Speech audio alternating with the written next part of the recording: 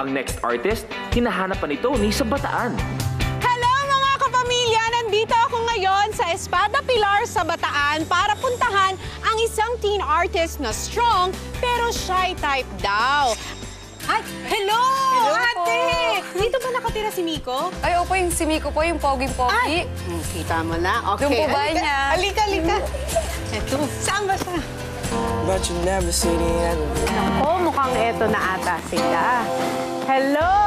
Hi! Hello po. Nandito ba yung gwapong-gwapong si Miko? Ikaw ba yun? Opo. Miko, ayun! Ako, nice Hello to po. meet you. Ako si Tony. Hello po. Ako po si Juan Miguel Ruiz. Tawag po nila sa akin ay Miko for short.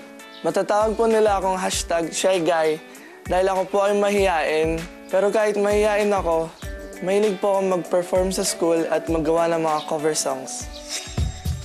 Balita ko, ito si Miko, kaya nakaka-shock. Mahiyain. Nakalain mo, mula sa pagiging mahiyain, ngayon ay sumali sa The Voice. He told me, nasyak ako, gusto daw niya kumanta. So sabi ko, tara, audition na lang tayo ng audition. So I thought it was a joke. Sineryoso na pala niya nung nagkaroon ng audition ng The Voice. Kasama natin ngayon ang sasali sa The Voice Teens, Joanne. Hindi siya. Hindi ba siya? Siya si Mami. Si Mukha Mami. lang teen si Mami. Sorry, naguluhan ako. Si Miko talaga. Ay, pero Mami, anong naramdaman niyo nung naisip niyo na sumali sa The Voice Teens? Actually, akala ko biro lang. Pero May araw Kinukuha na tayo. May araw na, Mami. Huwag tayong sasama.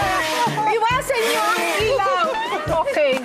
Okay, ninervyos po kami ng pansamantala.